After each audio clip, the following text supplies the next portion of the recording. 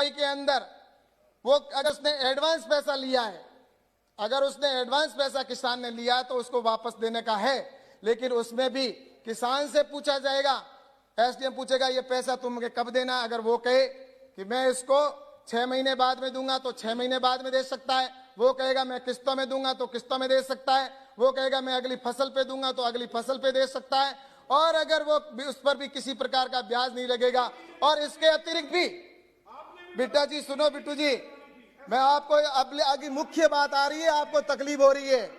आपको मैं कह रहा हूं आपको इसलिए तकलीफ हो रही है, आपको बताऊं कि अगर प्लीज आज मैं यह कह दूं, बिट्टू जी सुनो, माननीय सदस्य सुनिए, अगर इसके अतिरिक्त आपको सच्ची बात कड़वी लग रही है, आज मैं आपको सच्ची बात बता रहा हूं, आपको तकलीफ हो रही है। आपको ये कानूनों की जानकारी नहीं थी, इसलिए आप वैसे बोल रहे थे।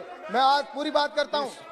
सभापति महोदय जी, इसमें अगर व्यापार किसान अगर एडवांस पैसा दिया हुआ वापस नहीं भी देता है तो भी उसके खिलाफ कोई कानूनी कार्रवाई एसडीएम नहीं कर सकता। इस कानून के अंदर है तो फिर किसान की जमीन कैसे जा सकती है? आज मैं यहाँ पर घोषणा करता हूँ, अगर जमीन किसान की 1 इंच जमीन जाने का अगर इसमें प्रावधान हो तो मैं मंत्री पद से अभी इस्तीफा दे दूं और हमेशा के लिए राजनीति छोड़ दूं। इस तरह से किसानों को गुमराह ना करें।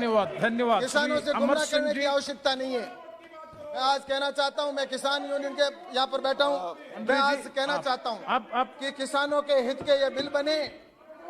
और मैं आपको बताऊं सभापति महोदय जी, सच्ची बात ये ना यहाँ सुनते हैं ना दूसरी जगह कोई सुनना चाहता, उनको सुनने देते हैं, सिर्फ गुमराह करने का काम कर रहे हैं। मैं आपको बताऊं सभापति महोदय जी, ये सुनना नहीं चाहते। सच्ची बात हमेशा कड़वी होती है। बिट्टू जी प्लीज सच्ची बात हमेशा कड़वी होती है। सभापति जी महोदय जी, आज आपको बताना चाहूंगा। Yes, now conclude. मैं कंक्लूड करता हूं सभापति महोदय जी, लास्ट सेंटेंस, कि ये जिस तरह से कानून बने, किसानों के हित के कानून बने, हमने लगातार यूनियन के नेताओं से वार्ता की और बार बार वार्ता की।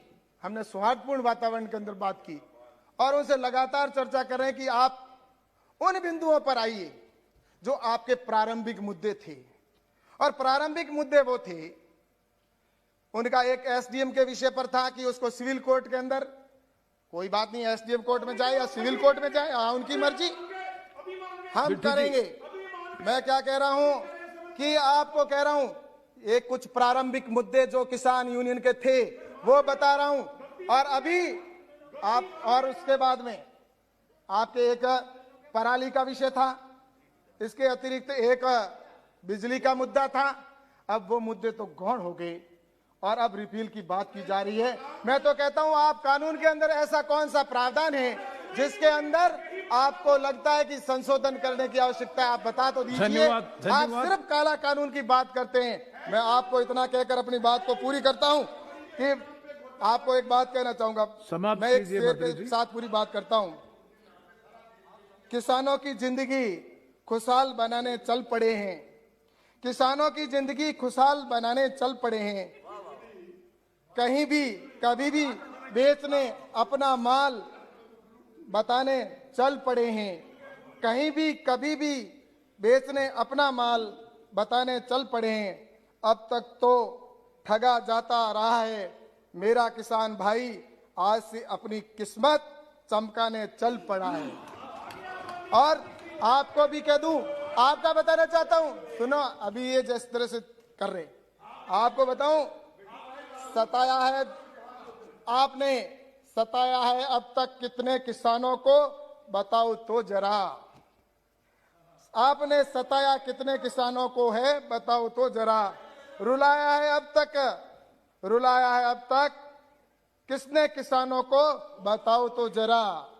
किसानों के नाम पर तमाशा करने वालों बाज आओ। बरगलाया है किसने, भोले किसान को, बताओ तो जरा। इसलिए कहना चाहता हूं, आपने 60 साल तक सिर्फ किसान के नाम पर राज